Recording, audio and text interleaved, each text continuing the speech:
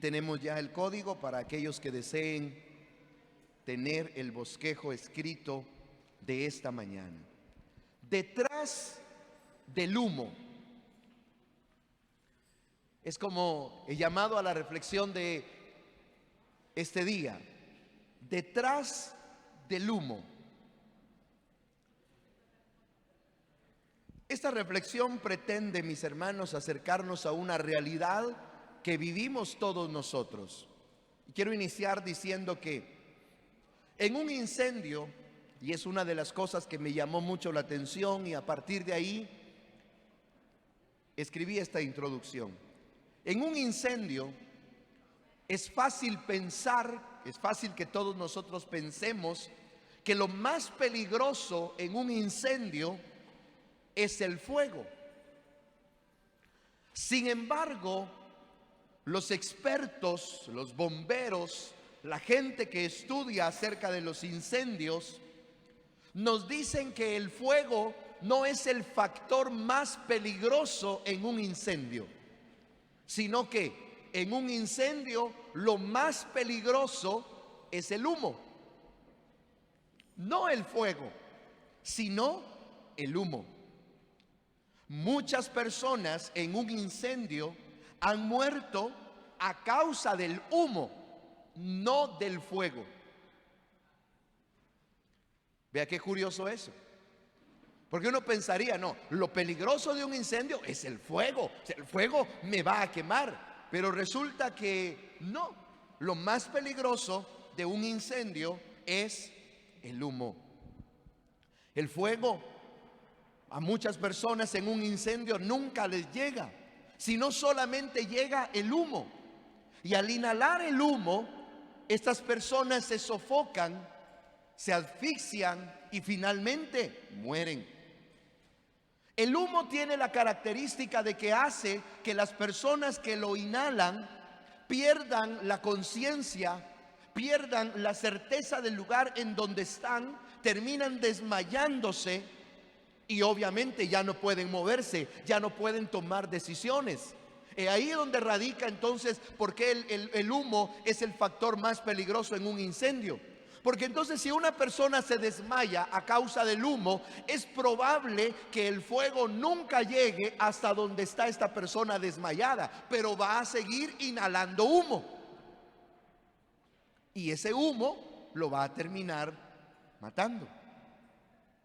Debe quedarnos claro en esta mañana que el humo no es el fuego. El fuego es otra cosa. El fuego es distinto.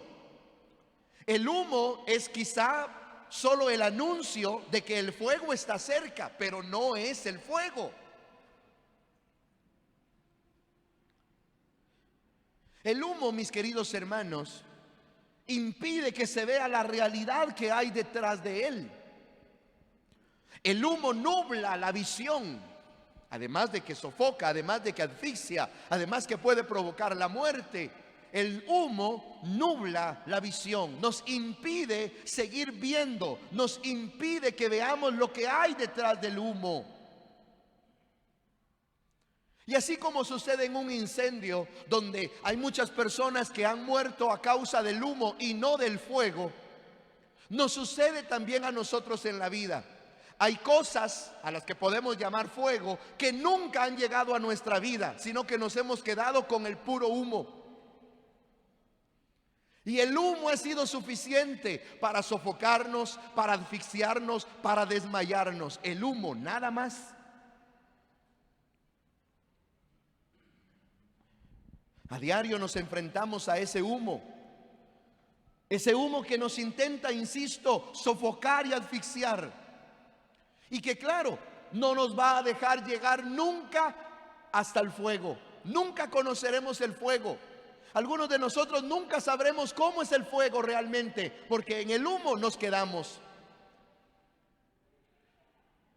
Para nosotros, permítame decir esta mañana, el humo puede ser eso que se lleva nuestras fuerzas, eso que nos desenfoca, eso que hace que bajemos la guardia, que nos desmaya, eso que a veces intenta matarnos, quitarnos el ánimo, eso que nos impide llegar al propósito de Dios para nuestra vida.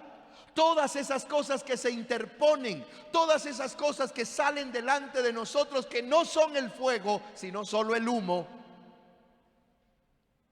Esas cosas son el humo con el que nosotros tenemos que luchar, y tenemos que ir, como dice la reflexión de hoy, detrás del humo.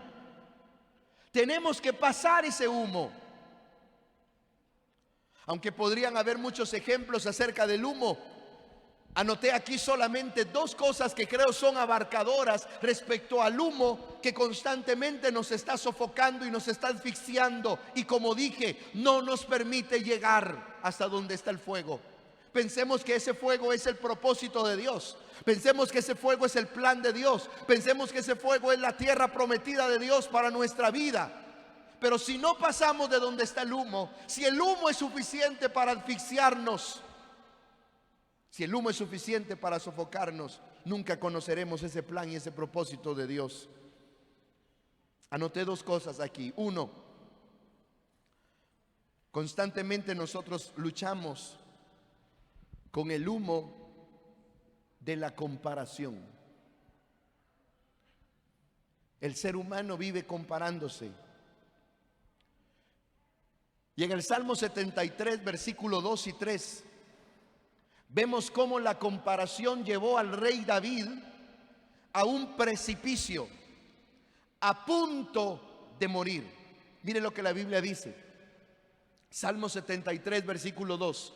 En cuanto a mí, dice David, casi se deslizaron mis pies, por poco resbalaron mis pasos. Versículo 3. Ayúdeme a leer cómo dice ahí. Porque tuve envidia de los arrogantes, viendo la prosperidad de ellos.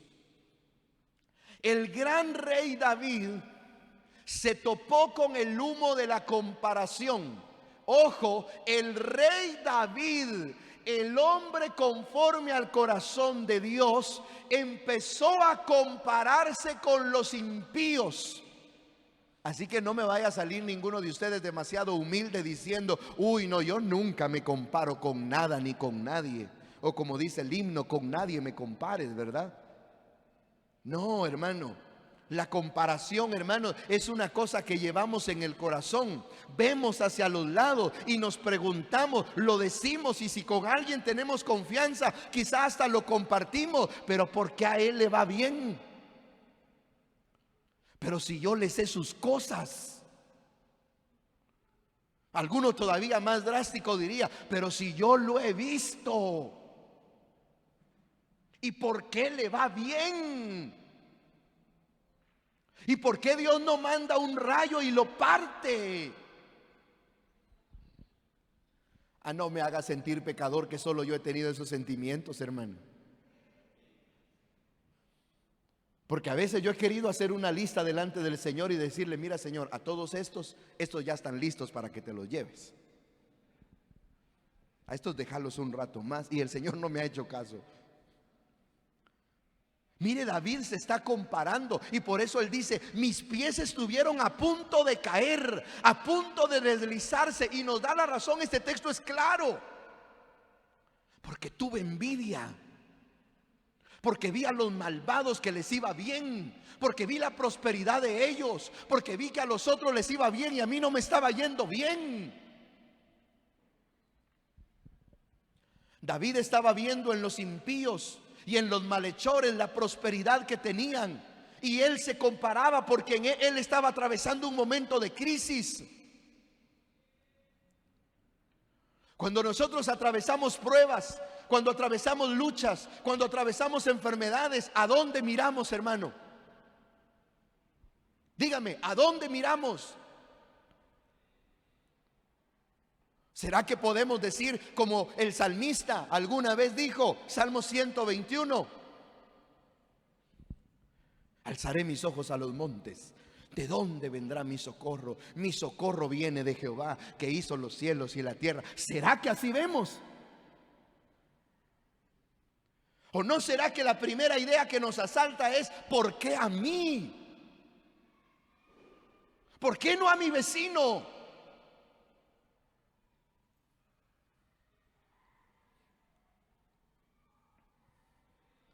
A David le parecía que Dios estaba siendo injusto. Para no sentirme solito, yo pecador, ¿a cuántos de ustedes alguna vez les ha parecido que Dios está siendo injusto con ustedes? Gracias a Dios hay algunos sinceros. Los demás, Dios los perdone, hermano. No me diga, todo lo hemos pensado. No, es que no es fácil decir, sí, Señor, está bien, tu voluntad la acepto, Señor. No, hermano. Atravesamos la crisis. Atravesamos ese humo de la comparación. ¿Por qué conmigo no haces así? ¿Por qué?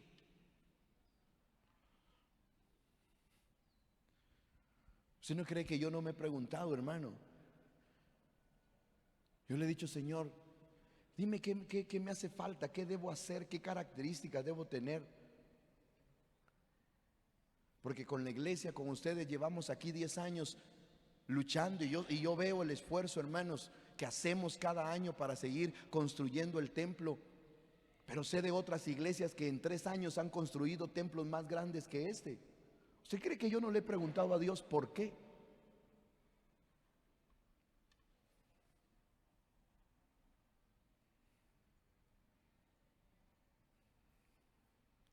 Su silencio, hermanos, es como abrasador. En el versículo número 2, David dice: mis pies casi deslizaron. Dese cuenta entonces que el humo de la comparación estaba asfixiando, estaba sofocando al rey David. Él estaba en agonía, estaba a punto de caer y de ceder, porque él miraba la prosperidad de los otros y lo que los otros tenían, él lo deseaba.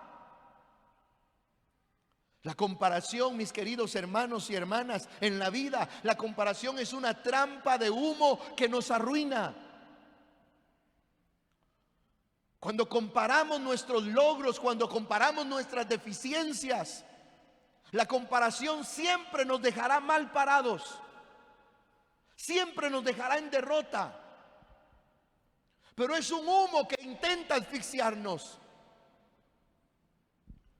La comparación es un ejercicio que conduce a la derrota en cualquier ámbito de la vida. No podemos comparar nuestra existencia con la de nadie más. Quisiera ser un mejor padre como aquel. Quisiera ser una mejor madre, un mejor esposo, una mejor esposa.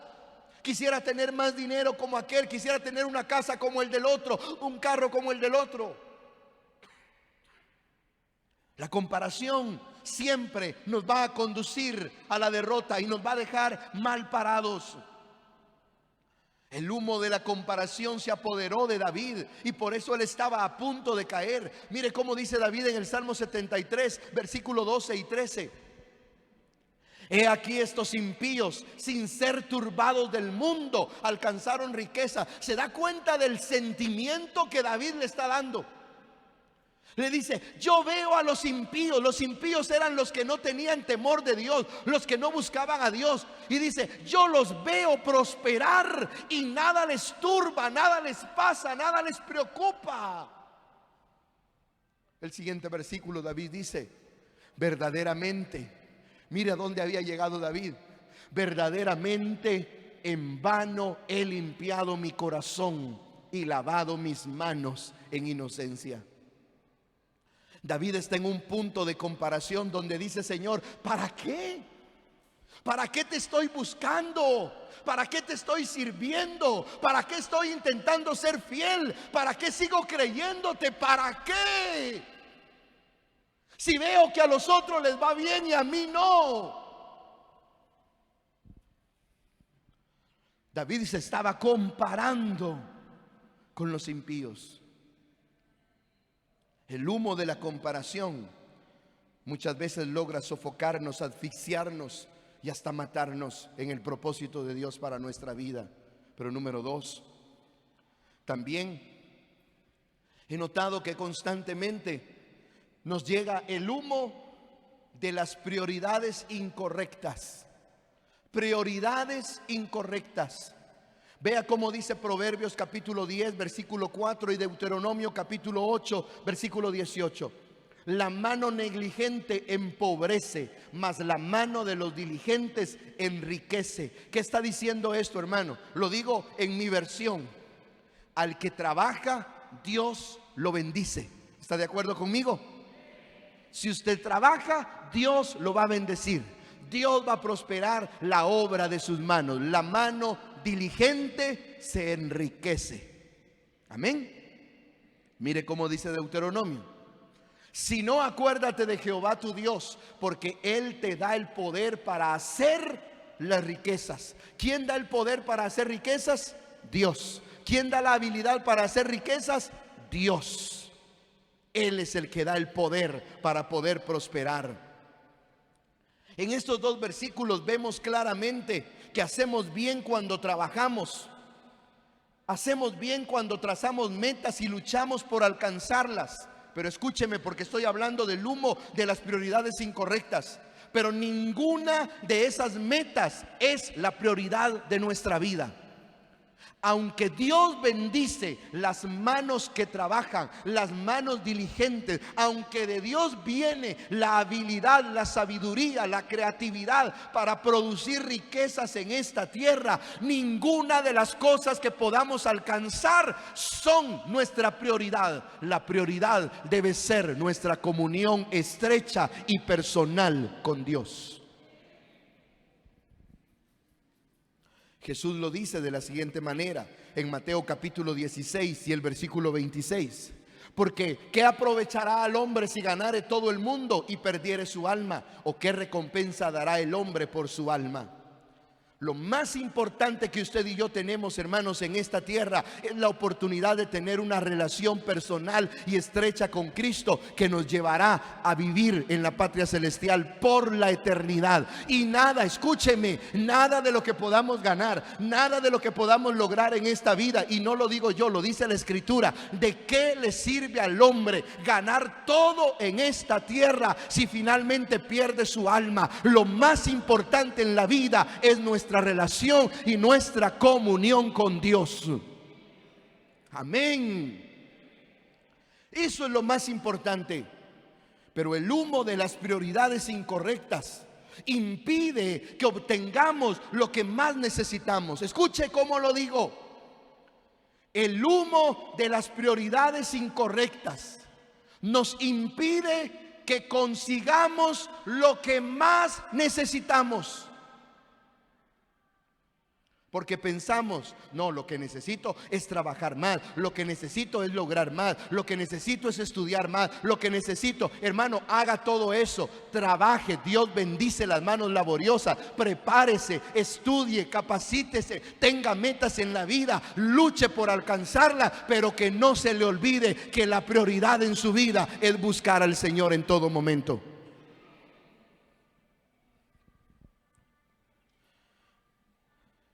A muchos nos parece que el texto de Mateo 6:33 se ha hecho solamente un cliché evangélico.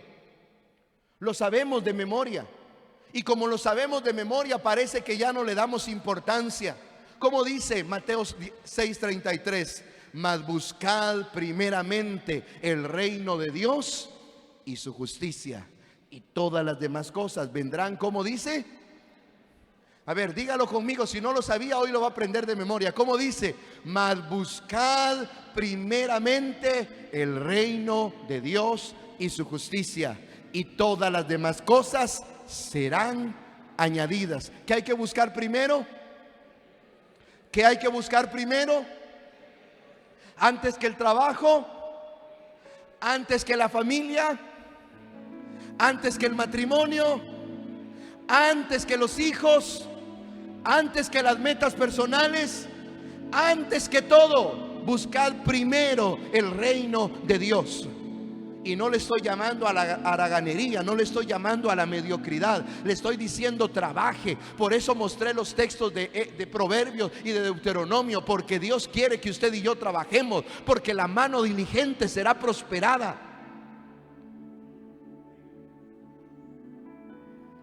El trabajo es importante. Generar riquezas es importante. Alcanzar las metas en la vida es importante. El tiempo de ocio es importante. El tiempo de familia, la familia es importante. Dios mismo nos ha dado la capacidad y nos ha hecho soñar con todo eso para que lo alcancemos y para que lo logremos. Pero ninguna de esas cosas nos servirán de nada si el humo de las prioridades incorrectas nos aleja de la prioridad que es buscar al Señor. Nuestra relación con Dios es lo primero. A Él es al que necesitamos. Vuelvo a decirlo, a Él es lo que necesitamos. No intentemos engañarnos.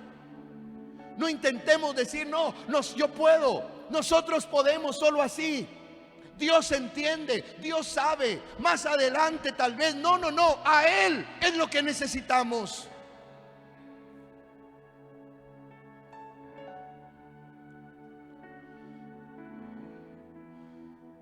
El Salmo 84, versículo 11 y 12 dice: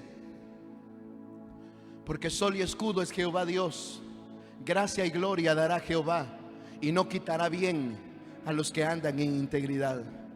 Así que mire, nos equivocamos en nuestras prioridades y permitimos que el humo de las prioridades incorrectas nos asfixie, nos sofoque, nos miente, cuando en realidad la promesa del Señor es: cuando andas en integridad delante del Señor, Él hará que el bien te alcance. No quitará el bien a los que andan en integridad. No quitará el bien. Es a Dios al que necesitamos, porque solo la bendición que Él da es la que trae consigo verdadera prosperidad y no nos añade tristeza. Solo la bendición que Dios da. Versículo 12: Jehová de los ejércitos, dichoso el hombre que en ti confía. Dichosa la mujer que en ti confía. Y he dicho antes aquí que la palabra dichoso significa al que Dios bendice, a la que Dios bendice. Usted puede tener títulos, puede tener posesiones, puede tener nombre, puede tener apellido, puede tener todo lo que usted quiera, pero nada de lo que consigamos se compara a que Dios nos bendiga, a que Dios diga te bendigo, a que Dios diga y abra su boca y nos bendiga con su bendición. Y es dichoso, es dichosa el hombre, la mujer a quien Dios bendice.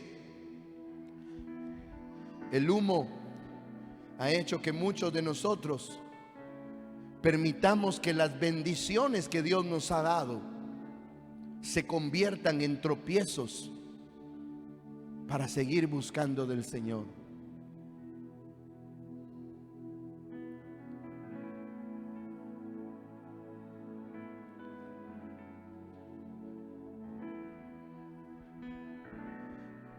A muchos de nosotros nos ha sucedido que las bendiciones que Dios nos ha dado se han convertido en el tropiezo para que le sigamos buscando. Sé que usted puede decir, uy, pastor, eso no puede pasar. Ha pasado por muchos años. ¿Sabe por qué? Porque es el humo de las prioridades incorrectas. Su trabajo es una bendición, su familia es una bendición, sus metas son una bendición, pero su prioridad es Dios. Su prioridad es Dios. ¿Qué disipa el humo en nuestra vida?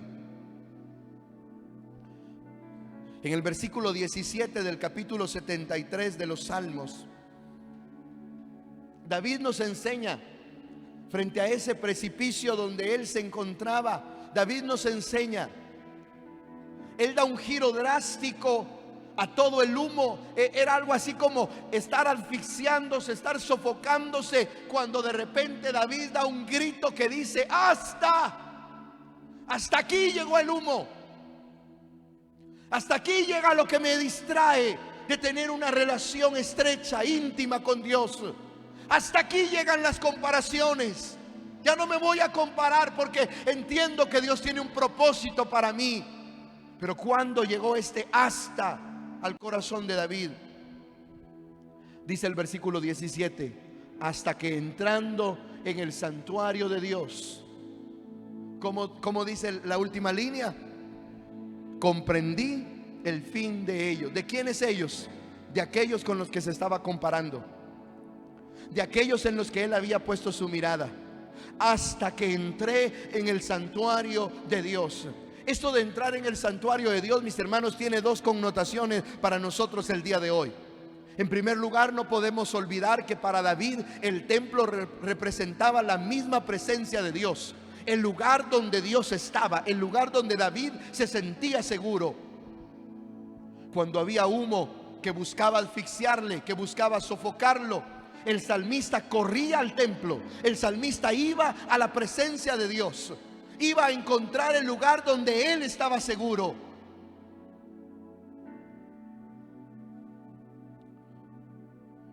Y la segunda connotación del templo es precisamente esa, la presencia de Dios.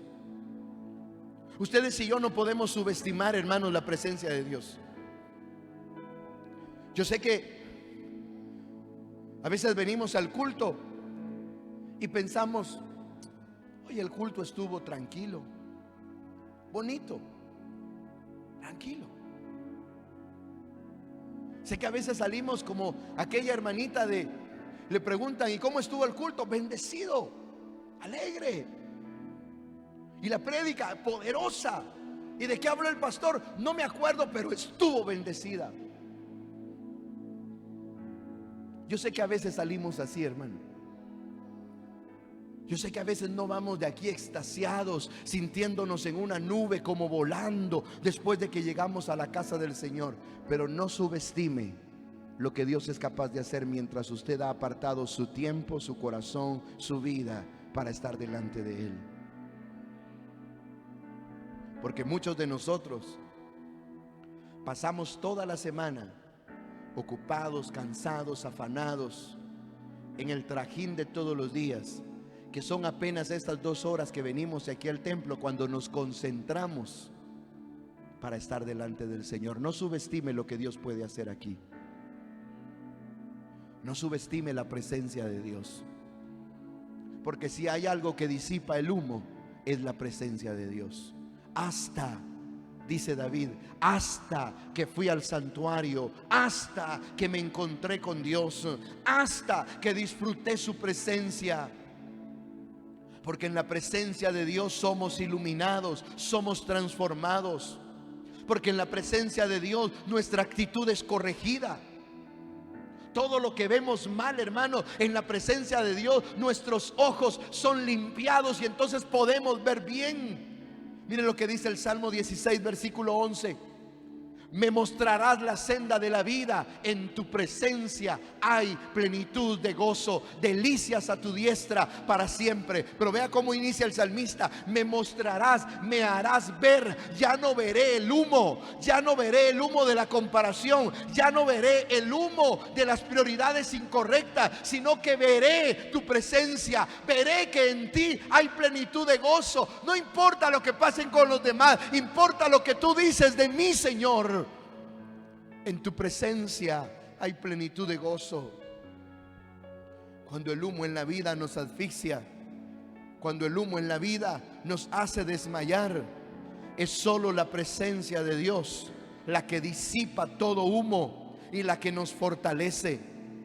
Detrás del humo, ahí está el Señor. Detrás del humo, hermano y hermana, allí está su victoria. Yo he mencionado 2 cosas aquí solamente: comparación y prioridades incorrectas. Pero si usted se examina esta mañana, ¿cuál es el humo que lo ha estado distrayendo de Dios? ¿Cuál es el humo que ha estado asfixiando su vida y que le ha estado impidiendo avanzar? Porque esta mañana es mañana para estar delante del Señor y disfrutar en su presencia, para disfrutar y recibir la plenitud de gozo que hay solo en la presencia del Señor. David dice en el Salmo 73, después de que ha estado en la presencia de Dios, Salmo 73, versículo 25: ¿a quién tengo yo en los cielos sino a ti? Y fuera de ti nada deseo en la tierra. ¿A quién tengo en los cielos sino a ti? Sino a ti. El siguiente versículo dice: mi carne y mi corazón desfallecen, mas la roca de mi corazón y mi porción es Dios para siempre. Porque no se trata del humo, se trata de que Dios está detrás de ese humo.